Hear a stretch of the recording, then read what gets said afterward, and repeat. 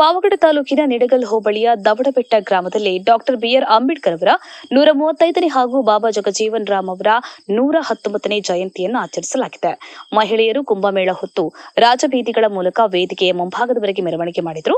ನಂತರ ಕಾರ್ಯಕ್ರಮದ ಕುರಿತು ನಿವೃತ್ತ ಪ್ರಾಂಶುಪಾಲರಾದ ಬಸವಲಿಂಗಪ್ಪ, ಕರ್ನಾಟಕ ಮಾದರ ಮಹಾಸಭಾದ ಅಧ್ಯಕ್ಷರಾದ ನರಸಿಂಹಪ್ಪ, ತುಮಕೂರು ಜಿಲ್ಲೆಯ ಅಟ್ರಾಸಿಟಿ ಸಮಿತಿ ಸದಸ್ಯರಾದ ನಾರಾಯಣಪ್ಪ, ಡಿಎಸ್ಎಸ್ ಜಿಲ್ಲಾ ಸಂಚಾಲಕರಾದ ಸಿಕೆ ತಿಪ್ಪೇಸ್ವಾಮಿ ಮಾತನಾಡಿದರು.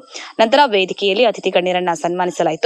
ಕಾರ್ಯಕ್ರಮದಲ್ಲಿ ಕೃಷ್ಣಪ್ಪರವರು ಸ್ಥಾಪಿತ ಡಿಎಸ್ಎಸ್ ತಾಲೂಕು ಸಂಚಾಲಕರಾದ ಮತ್ತಲಿಟಪ್ಪ, ಕೃಷ್ಣಪ್ಪ, ಆರ್ಕೆ ಅಂಜನ್, ಮಲ್ಲಿಕಾರ್ಜುನ ಬಿ ಹೊಸಳ್ಳಿ, ಅವಿನಾಶ್, ನರಸಿಂಹಪ್ಪ ಸೇರಿದಂತೆ ಇನ್ನೂ ಅನೇಕರು ಉಪಸ್ಥಿತರಿದ್ದರು. ಕರ್ನಾಟಕ ರಾಜ್ಯ ಪುರಸ್ಕಾರ ನವೀನ್ ಕುಮಾರ್ ಅವರು ಕಾರ್ಯಕ್ರಮ ನಿರೂಪಿಸಿದರು. ನಾಗರಾಜ್ ಕೆಎಂ, ಪಾವಗಡ. ಜೈ ಭೀಮ್ ನ್ಯೂಸ್ 24x7 ಇದು ಬಹುಜನರ ನ್ಯಾಯಕ್ಕಾಗಿ. ವೇದಿಕೆಯಲ್ಲಿರ್ತಕ್ಕಂಥ ಎಲ್ಲಾ ಗಣ್ಯರು ಸಹ ಈ ಒಂದು ಕಾರ್ಯಕ್ರಮದ ಉದ್ಘಾಟನೆಯನ್ನು ಮಾಡ್ತಾ ಇದ್ದಾರೆ. ಅವರಿಗೆ ಜೋರಾದ ಚಪ್ಪಾಳೆಯ ಮುಖಾಂತರ ಅವರಿಗೆ ಅಭಿನಂದನೆಗಳನ್ನು ಸಲ್ಲಿಸಬೇಕು.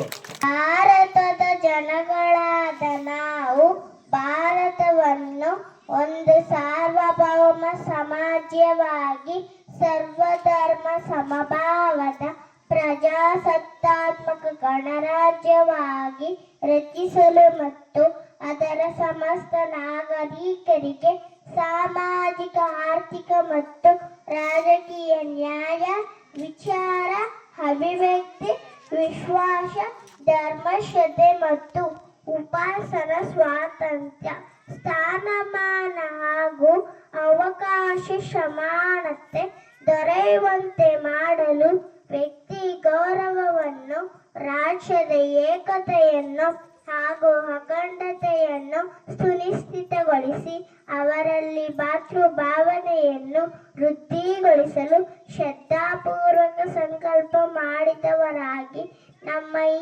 ಸಂವಿಧಾನ ಸಭೆಯಲ್ಲಿ 1949ನೇ ಇಸವಿ ನವೆಂಬರ್ ತಿಂಗಳ 26ನೇ ತಾರೀಖಾದ ಈ ದಿವಸ ಈ ಮೂಲಕ ಈ ಸಂವಿಧಾನವನ್ನು ಬರೆದವರು ಡಾಕ್ಟರ್ ಬಿಆರ್ ಅಂಬೇಡ್ಕರ್.